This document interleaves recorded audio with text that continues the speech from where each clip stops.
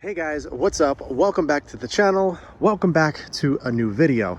So in this video, we're going to go over how I drive my STI every single time I post a video on YouTube or anything on my Instagram account showing, in driving footage or anything like that. Everyone always asks me, how do I drive my STI so smoothly? How do I rev match? This is a very requested video, so I kind of wanted to go over some tips and pointers that I've developed after driving this car for 5 years now, just to help you guys out, because I know a lot of people are just buying STIs and WRXs, not familiar how to drive these cars or even how to drive a manual transmission. So like I said, I just wanted to go over some tips and tricks that I've developed to hopefully help you guys drive your WRX or STIs a little bit better, a little bit smoother, and overall just a more enjoyable experience. Now, the first thing that I want to mention is that I'm not an expert. I'm not the best driver in the world, so take it for what it's worth. This is just what I've developed and what I think helps drive these cars much smoother. So there's a lot of people out there that obviously are way better at driving than I am. Again, I'm not a professional. This is just my take on it and my opinion, and just what I think helps you drive these cars much smoother. So the first tip that I want to go over is actually the clutch engagement. Once you find that sweet spot in the clutch, it becomes much easier to drive. The STIs in general have a very, very high catch point, so it may be a little bit different than most cars. I know in BMWs, they have a high engagement as well, but their clutch pedal feel is very, very loose, very soft. So there is a lot of movement in that clutch pedal, but once you find that sweet spot, it becomes much easier to drive. What I'm going to recommend to you guys is go to an empty parking lot and try this. This is something that helped me as well. What you're actually going to do, go in the parking lot, turn the car on, put the car in first, keep the clutch engaged. And what you're actually going to do is let out on the clutch pedal very, very slowly. And then once you start to feel the clutch engage and the car start to move, that is the clutch engagement. That is the sweet spot. So once you're able to find that specific point, you'll be able to understand how to drive this car much smoother. I see a lot of people teaching others how to drive a manual transmission, saying, put the clutch in, let it out slowly and add some gas. That is the wrong way to go about it, simply because people just don't understand how to articulate and add just enough gas to actually get the car moving. So I always tell people, find that clutch engagement, wait for the car to roll a little bit, obviously put the clutch back in, don't let it go completely because it'll stall. But once you find that point and you feel the car start to roll, it's going to be much easier to understand how to drive this car smoothly. All right, so we're in the car. I'm going to try to show you the clutch engagement and kind of what it looks like. I'm not going to apply any gas whatsoever. So I got the door open here so you guys can see.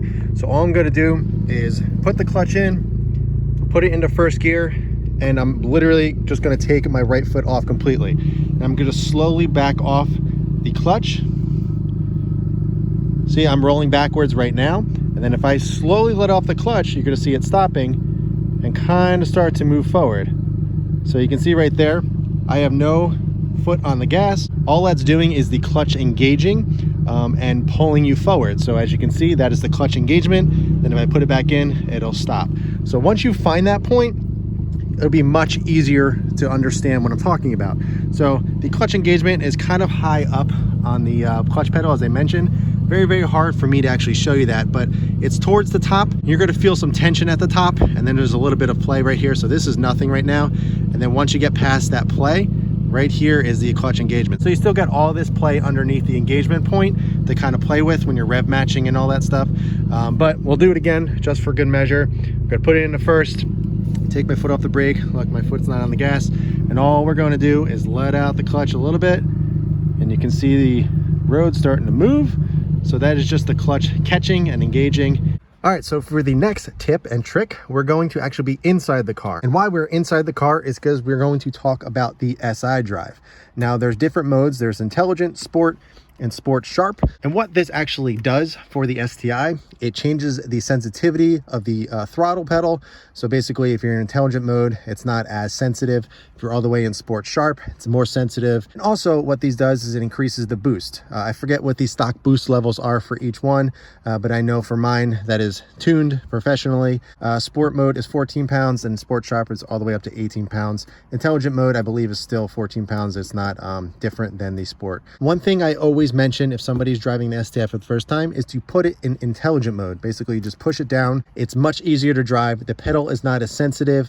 And for people just getting in this car for the first time and driving a manual transmission in the STI, it is way easier to handle and much more easy to articulate the gas pedal and the clutch and everything. So I definitely recommend putting it into intelligent mode for the first time if you're just getting used to it. So here is the SI drive. As I mentioned, all I'm going to do is turn it to the right, and now I'm in Sport Sharp, so I'm at full 18 psi, full power.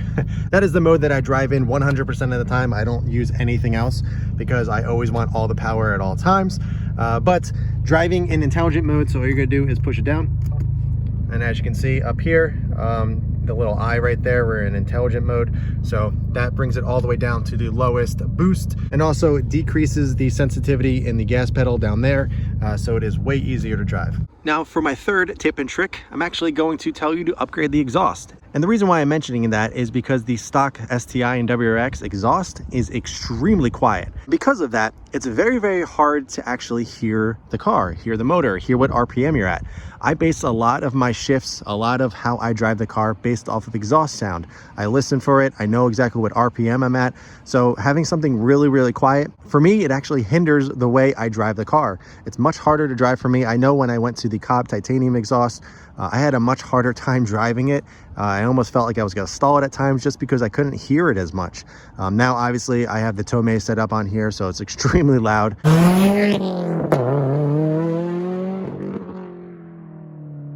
So that is one of the reasons why I always prefer a much louder exhaust. I like to hear the car. I like to hear the RPM. Overall, the visceral experience allows me to drive the car much smoother. I'm able to tell what RPM I'm at instead of looking down at the tach at all times. The fourth tip and trick that I'm going to mention is a tune. Yes, a tune is definitely going to help you drive this car way, way better. And the reason for that is because the stock tune has a lot of places that can be cleaned up. In first gear, if you guys ever driven a stock STI, the stock map is pretty horrible. It's very, very jerky, especially in first gear. I know when I first got this car, driving it around and kind of getting used to it, I felt like I wasn't able to drive the car at all. I feel like I was a complete beginner driving a manual transmission. It took a lot of practice to get used to that map. So even getting like a Cobb off the shelf map or going to an E-tune or even a dyno tune, whichever you prefer, it becomes much easier to drive. First gear cleans up way better. For you WRX guys, the rev hang is completely eliminated. So there's a lot of places that an aftermarket tune can help this car and also help you drive it much easier. Last but not least is rev matching. Now this is a tip that is going to take a lot of practice. I wasn't able to master this technique. I'm still learning every single day. I've gotten better at it over the years, but this is the car that has really helped me get better at rev matching. And basically what rev matching is when you're slowing down or you're coming up to a turn or whatever it may be that you need to slow the car down, you basically want to match the revs that the gear you're at. So if you're going from fourth to third, basically what you want to do is hold the clutch in, blip the throttle so it gets the RPMs up, and then pull the clutch out so it catches at that engagement point. And honestly, still to this day, when I get the rev match perfectly, it is the most satisfying experience. Even after all the years that I have been driving a manual transmission, when I get the rev match right on point, it is such a good feeling. It is going to take a lot of time getting used to. You're going to feel a little scared doing it for the first time, but the more you do it, the more you practice at it, the better you're going to get. Now, rev matching actually comes back to the first tip and trick that I mentioned earlier in the video, and that's clutch engagement. When you get used to that clutch engagement, rev matching is going to get much easier because you're going to be able to find that sweet spot. It's going to allow you to understand where to put the clutch, where to put the RPM, at which gear. You just get used to it. It is not a technique that you're just going to all of a sudden get and do right away. It's going to take practice. It's going to be sloppy. It's going to take some time getting used to, I promise you. But the more you practice it, the more you do it, the easier it is going to get. All right, so I don't know if you guys can't see my feet or anything like that, but I'm just going to do a quick third to second rev match. So I'm in third right now. Say if I'm coming to a stop, basically just going to blip the throttle, let out the clutch, and it'll catch. Again, really hard to explain. I can't really show you unless you're actually doing it, but we'll do it again. So we're in third, just driving. And all I'm going to do is put the clutch in, blip the throttle, and let the clutch out, and it'll catch. That's what rev matching is. Obviously, it's a little bit more involved as you're moving and everything, you know, kind of going at speed, but that is the gist of it.